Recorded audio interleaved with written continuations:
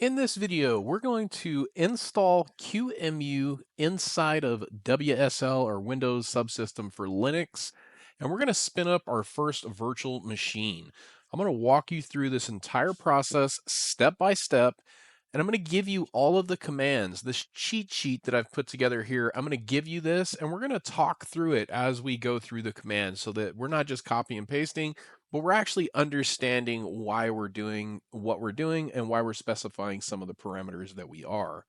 Okay, in the last video, I did install QEMU on Windows, and when I started using it, it was very slow. So after doing some research, it's long story short, Windows doesn't support the hardware acceleration the same way that Linux does, so QEMU just performs a whole lot better on Linux. So we're going to try it on WSL, which is essentially a version of Linux on top of Windows. That should allow us to interact directly with the hardware as opposed to TCG or Tiny Code Generator, which is what QEMU uses when running directly on top of a Windows host. It's like software-based CPU emulation, which is incredibly slow. Yeah, I went to install Linux Mint. I started recording a video and it was really slow. So I said, no, this isn't good for me or the viewers. Let's do this thing the right way. Let's get it onto Linux, in this case WSL, and let's see what this thing's really made of. So if you guys are not familiar with, I call it Weasel, but WSL, check this video out. Link in the description. I walk you through literally step by step how to install it. We talk about what it is and the basics of using it. So once you have that installed, come on back and let's get started. All right, I'm going to move my cheat sheet over, and then I'm going to launch WSL, in this case Ubuntu. And once you watch that video, you'll understand that. So we'll get Ubuntu open here. And the first thing we'll do is clear the screen with a clear command because we're in Linux now. And we're going to do a update and an upgrade. So this is going to get us all the latest packages to make sure that we have what we need to get this installed. And here's the hard part. What is my password? Poop. Okay, cool. Second try, not bad. Let's zoom in a little bit, let this do its thing.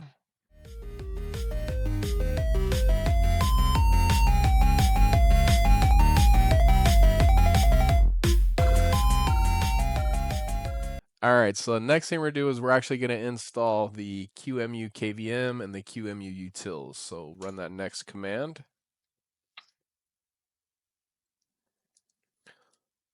All right. Looks like we already had them automatically installed. Okay, so the next thing we need to do is check for /dev/kvm. And we see it there. So this theoretically should mean that we have KVM, and therefore we're able to use, by the way, KVM, I know if you're in IT, you might be thinking keyboard, video, mouse. It's actually kernel-based virtual machine, so we should be able to leverage the direct hardware of the host and not rely on the TCG or Tiny Code Generator, which is the software-based emulation that we were talking about earlier, which is extremely slow, like we saw, or like I saw on the Windows side. Okay, so now with that in mind, we're going to add our user to the to a KVM group, so that way we don't have to use sudo when we run this. This is optional. Okay, so at this point, we should be ready to go ahead and start working with QEMU. So I'm going to clear the screen. First thing we're going to do, and this is all in the cheat sheet, read your way through it, right, is we're going to create the disk. So in order to do that, we need to run this command, qemu-image, which is one of the utilities, and then we're going to do a create and then a -f for the format. We're going to use the qcow2 format, which is the default and the most supported within QEMU. You can use VHDs, VMDKs, IMG files, but you will not get compression and you will not have snapshot capability. So we're going to run the format, and then we're going to specify where we want that file to live, And then we're going to give it a size of 20G, in my case, 20 gigabytes. So make sure you've updated this path to see exactly, or to specify exactly where you want the file to live. All right, so we should have a file in there now. So if we ls the mount and D directory, and then my subfolder, and by the way, this is on my D drive in Windows, right? So if you're not super familiar with WSL yet, no worries. Let me show you what I'm talking about. So this is the D drive and then a subfolder on mint-vm. Since we're using Windows subsystem for Linux, it's known as the mount/D, right? And then that subfolder. So very similar, just have to know how to navigate between the two systems. Once you get used to it, it's very handy. You can run Linux commands right on your Windows file system, which you can do some really cool stuff with. All right, not to get too sidetracked there, guys. So now we have the file created, and that is a prerequisite for actually spinning up the machine because it needs a drive to work with. So the next thing that we're going to do is we're going to grab this super long command. Maybe I should bring this over here to show you guys. So the first one I grabbed was this one, right? The one-liner to create the drive file. Just make sure you update, like I said here, the paths and the folders and file names and things like that to whatever you want to use in your environment. Now we're going to grab the one-liner to spin up the virtual machine for the install. So we're going to copy this, and we're going to paste the whole thing in there. Now let's talk through this a little bit here. Okay, so we got a whole bunch of stuff going on here. QEMU system x86-64. If you were to look at the directory where this is installed, you'll see a whole bunch of these QEMU-system executables. These represent the types of CPUs that you want to emulate. Now there's a whole slew of them.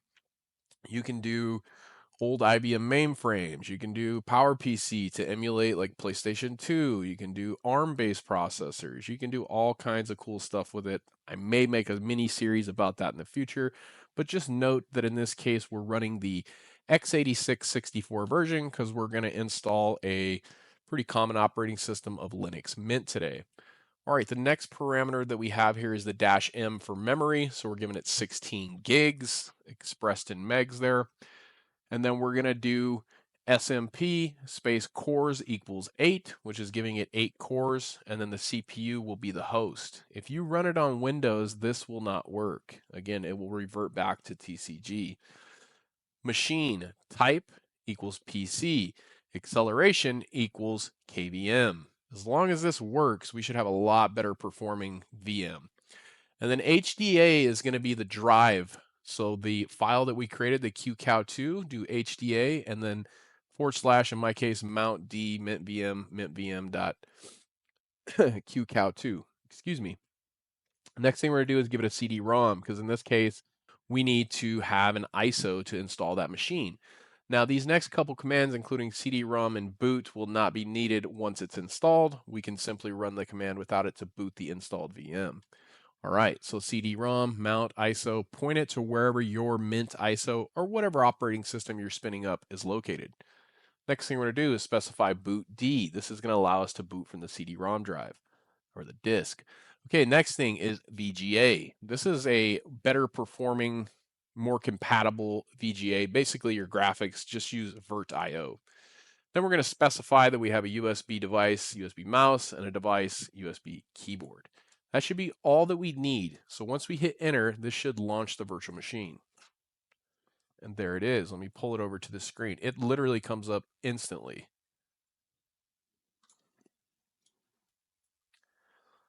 Let's see if I can make this full screen. There we go. Okay, so now we're in the installer. Just hit enter to continue.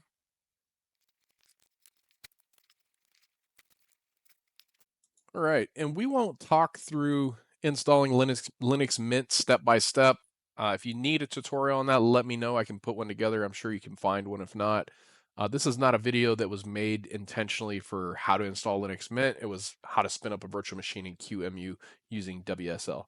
All right, so I'm going to go ahead and just play some music here, and we'll speed through the install. And when it's done, we'll come back and we'll talk about how we can boot that machine up again without using the installation method, but just plain old booting the machine. And then we'll add a little bit of pro tips to that. All right, see you in a few.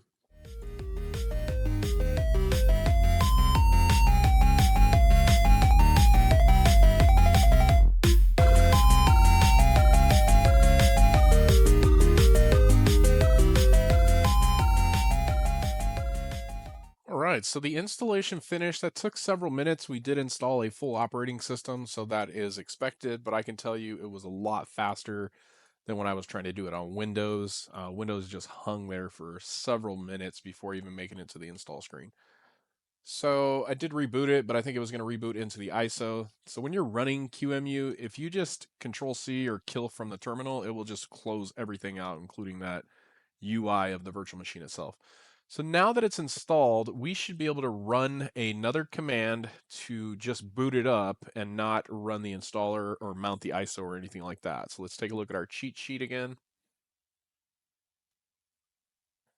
And we should have a one-liner to boot it up after the install, and that's right here. So basically all the same commands, but we're leaving out the boot parameter and we're leaving out the CD-ROM parameter. So let's copy this. And a pro tip, if you wanted to give it more memory, more cores, anything like that from one boot to another, you could simply just update that here. It's not like once you install it, it has to use the same amount every time. Nope, you can update that whenever you want. All right, so let's run that, and this should boot the virtual machine. Here that is. Let's throw it into full screen. And there you go. You have a fully installed version of Linux Mint. This is, again, fully installed. We're not running it live, anything like that. This is installed to that qcow2 file that we set up on our D drive here in my case. So you can see this grew quite a bit. Excuse me. This grew quite a bit after the installation. It's about 11 gigs now. So this is up to a 20 gig file. Should be enough for what we're doing here today anyways. So yeah, you can make this your own now. You can change the background, install applications, update the actual OS, change your display settings, on, and it'll be there anytime that you want to launch it. And again, reference that cheat sheet, guys, because that's going to allow you to just do a one-liner. You could save that to a batch file or a PowerShell script, put that on the desktop, double click it, and boom, your virtual machine will launch right up. Let me know what you guys think about QEMU on WSL. And again, if you don't have WSL or Windows Subsystem for Linux, make sure you check out that video that I've linked in the description. It'll give you a high-level overview of what WSL is, and it's very awesome, by the way. If you don't have it installed on Windows, you're missing out. Get that installed today.